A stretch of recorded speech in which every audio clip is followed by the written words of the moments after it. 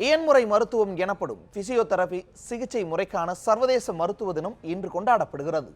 மத்திய மாநில அரசுகள் இந்த மருத்துவ முறையின் பயன்களையும் மகத்துவத்தையும் மக்கள் அறிந்து கொள்ளும் வகையில் விழிப்புணர்வை ஏற்படுத்த வேண்டும் என்ற கோரிக்கையும் முன்வைக்கப்படுகிறது. இது பற்றிய விவரங்களை இனி பார்க்கலாம்.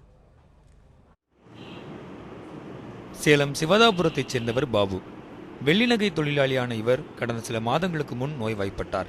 அதன் தொடர்ச்சியாக அவரது கைகள் மற்றும் கால்கள் முழுமையாக செயலிழந்ததோடு பேசும் தன்மையை இழந்தார்.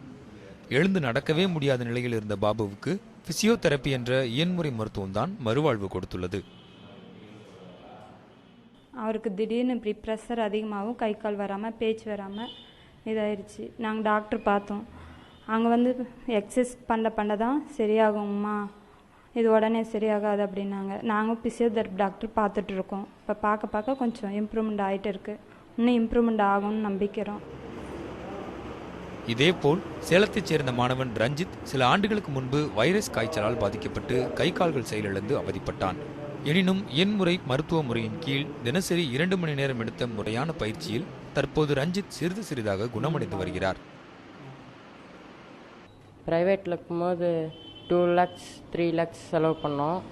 அப்பயும் கொஞ்சம் இதாக தான் இருந்துச்சு. முன்னைய விட இப்போ பரவாயில்ல.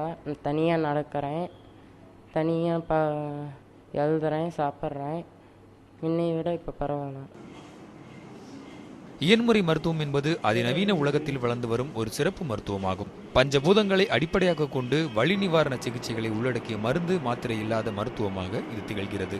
இயந்திரமயமாகிவிட்ட வாழ்க்கை முறையில் பல்வேறு நோய்களுக்கு அடிப்படை காரணம் உடல் இயக்க மாறுபாடுகள் தான் என்பதை உணர்ந்து அதற்கு ஏற்ற சிகிச்சை முறைகளை பிசியோதெரபி முறை அளிக்கிறது.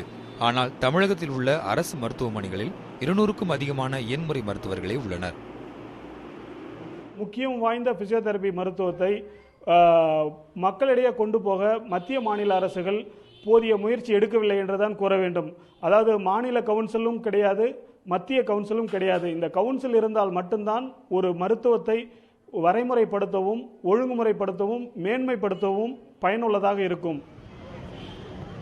ஒவ்வொரு வேளையும் தவறாமல் மருந்து மாத்திரைகளை உட்கொள்வது போல் உடல் இயக்க பயிற்சிகளையும் தொடர்ந்து செய்து வந்தால் நோயின்றி வாழலாம் என்பதை மக்கள் இன்றைய தினத்தில் உணர வேண்டும் என்பதே இயன்முறை மருத்துவர்களின் எண்ணமாக உள்ளது.